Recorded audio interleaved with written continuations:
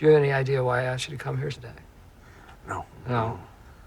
Well, Mark, do you have any idea who I am? No. There's some rich guy calls you on the phone.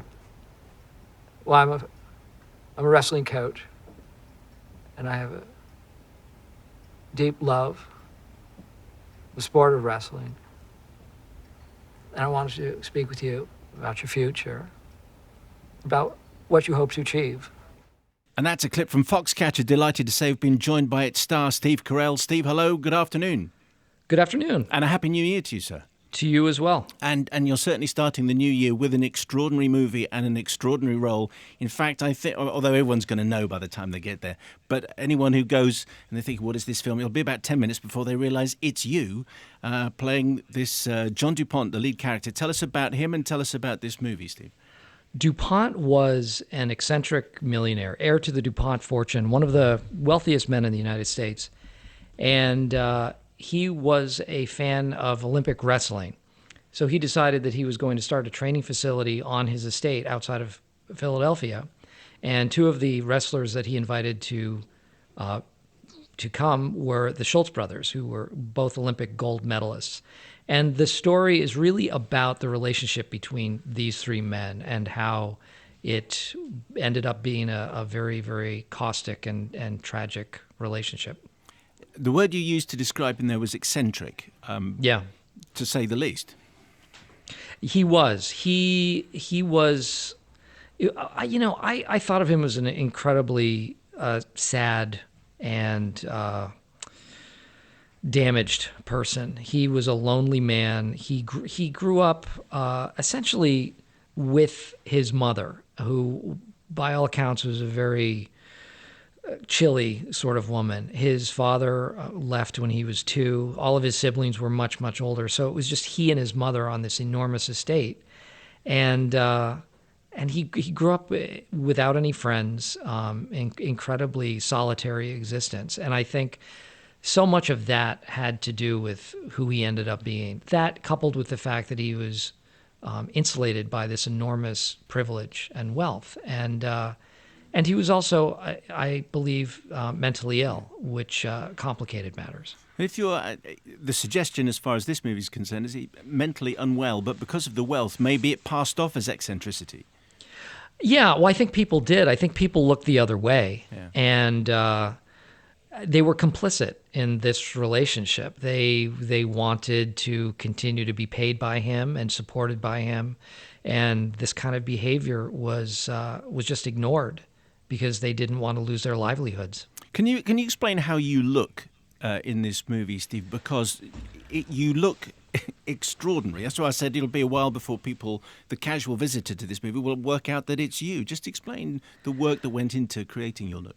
Well, DuPont himself was a very peculiar-looking man. He had a large nose. He had very dark eyes, pale skin, and his physical presence was off-putting.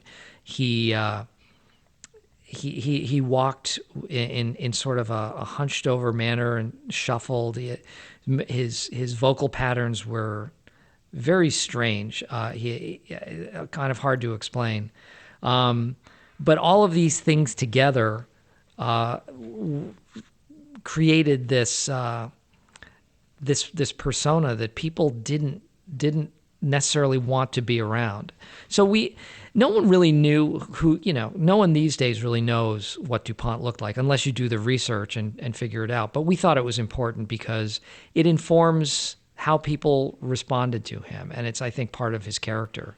And did that look help you trying to get hold of this character in as much as it could have been a mask to play behind, almost? It did help in the sense that the other actors responded to me differently when I was dressed like that and looking like that.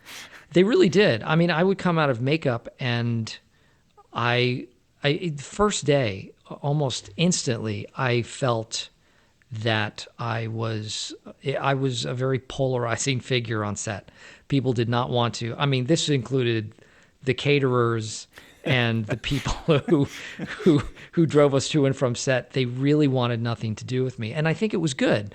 I think it informed the character. It gave me a sense for the life that DuPont might have lived in this skin, and it sort of organically helped separate me from the other actors. But as soon as we see you, maybe it's the dead eyes. I don't know how you act dead eyes, but there is a sense of unease and dread which runs throughout the whole movie. And I speak as someone who didn't know anything about this story. I didn't know where it was going to go at all. But there is a sense of dread from the beginning to the end.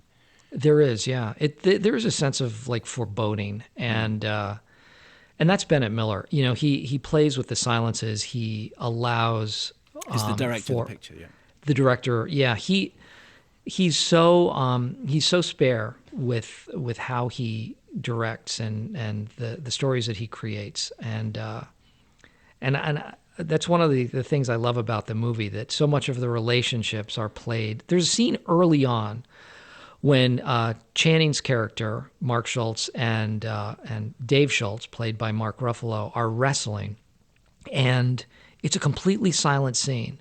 But you learn so much about these brothers and their relationship. And Bennett had, I think, 20 or 25 minutes of scenes prior to that involved Channing's and Mark's relationship.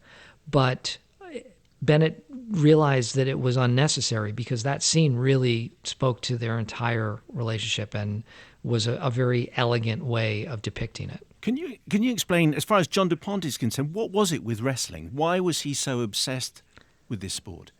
Well, I think he saw it as a sport of the common man, and I think there was one aspect of him that wanted to identify with that. It's a part of life that he never experienced. He grew up amidst such wealth and privilege and horses and the kinds of sports that were sports of the elite. And I think in his mind, he saw wrestling as a sport of the people, a sport of the common man, a real throwback in that sense, an ancient sport, and a sport that was stripped of anything but the bare essence of athleticism. It was just one man versus another man. And I think he loved that. And I think part of him wanted to be one of the guys. And again, I don't think he possessed the tools to be able to have both worlds. I think he still wanted to have that aspect of him that was the privileged son of wealth, but he wanted both that and to be one of the common men.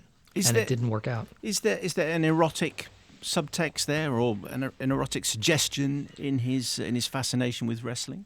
I think Bennett wanted to stay away from any of the lurid aspects or potential aspects of the story. There are references to it. I think there's an implication there, but I think more importantly, it's DuPont's sense of longing to be a part of a community, part of this wrestling community. I think there was a sense of longing for physical contact with another human being. And I don't know if it was necessarily in a sexual way, but I think he needed to make a connection or connections with people, and didn't really have the capacity to do it in a way that would be satisfying to him. And for you, Steve, quite an astonishing change for you to take this role. What was your thoughts when you were offered the role in the first place? I think you went out for a meal with the director. Why did you react so positively to it?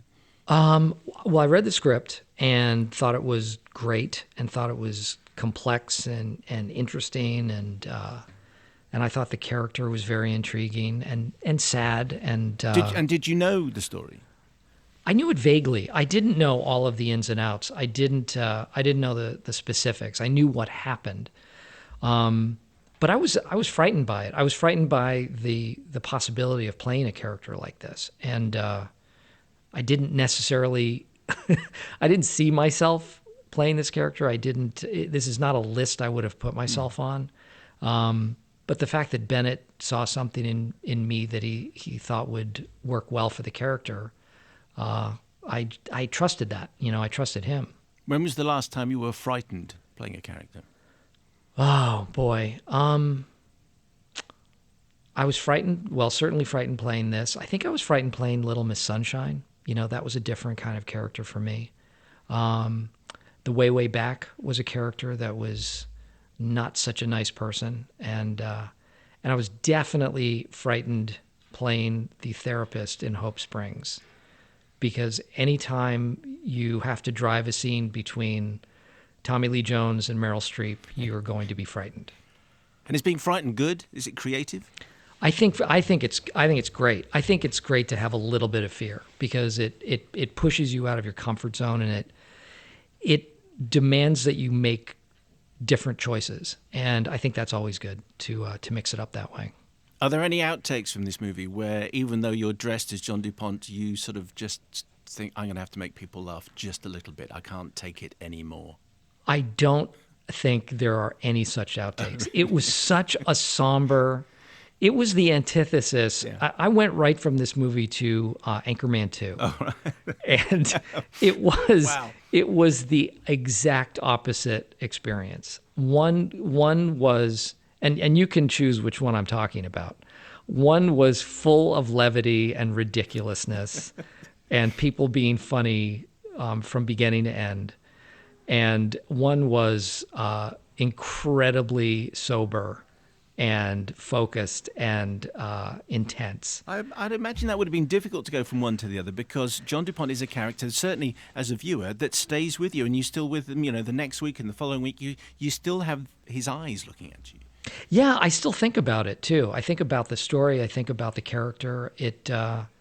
And talking to Channing and Mark as well, they feel the same way. And it's been a while since we shot this, and we all still think about it. And in part because we got to know the real people involved. We got to know Mark Schultz. We got to know Nancy Schultz and Dave Schultz's kids.